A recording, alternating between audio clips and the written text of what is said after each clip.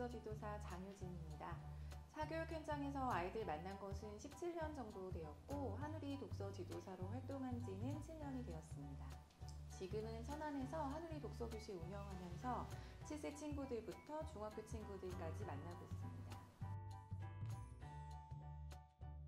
현장에서 만나는 친구들 중에는 잘 읽는 것 같은데 돌아서면 무슨 이야기였는지 기억하지 못하거나 핵심을 이해하지 못한 친구들을 많이 만나는데요. 또 부모님들께서도 아이가 자기 의견을 정확하게 표현하기 어려워하거나 또 뜸을 들여 말하는 습관이 있다는 고민을 이야기하시기도 하십니다. 대부분 이런 고민들은 친구들이 어휘의 어려움에서 시작하는 경우가 많은데요. 모르는 어휘가 너무 많기 때문에 이해하는 것도 어렵고 재미도 없는 거죠.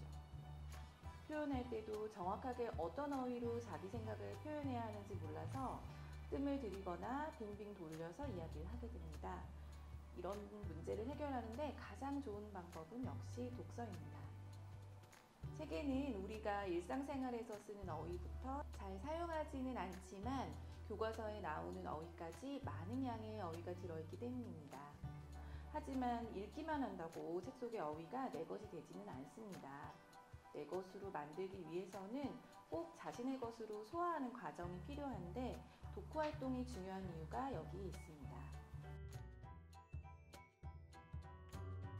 책 읽기가 어려운 친구, 재미없는 친구들에게 처음부터 글밥이 많거나 지식이나 교훈을 주는 책을 읽게 하는 것은 오히려 역효과를 낼 수 있는데요.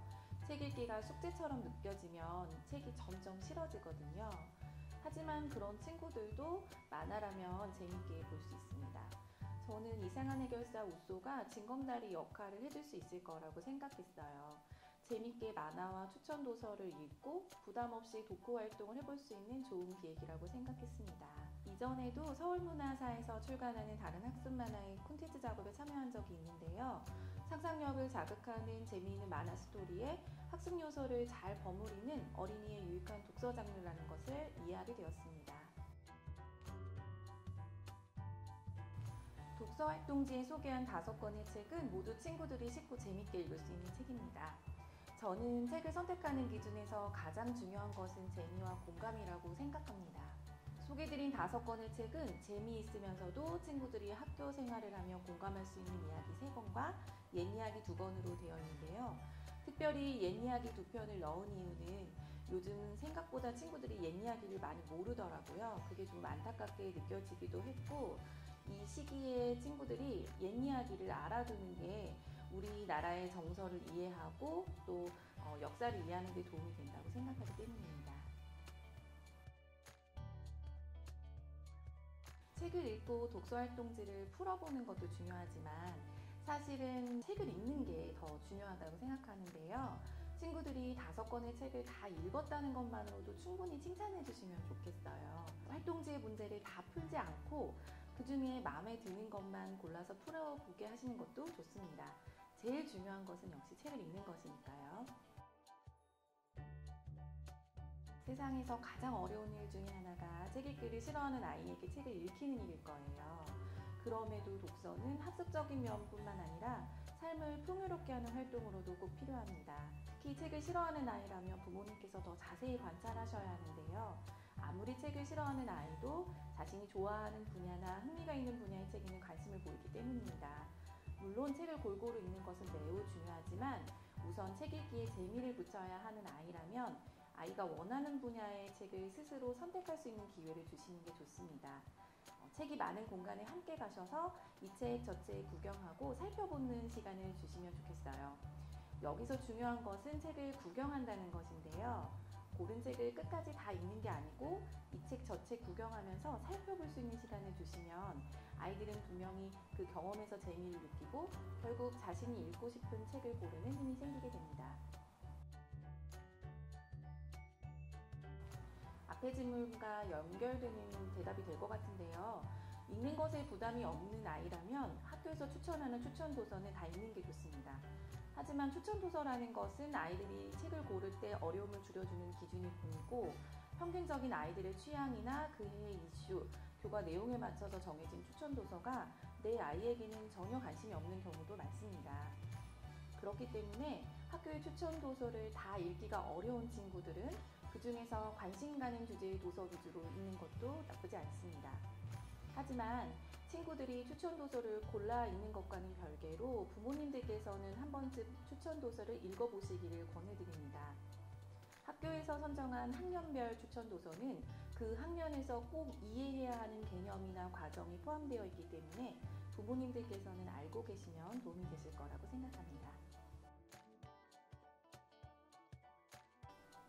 사실 글쓰기는 어른들도 어려운데요.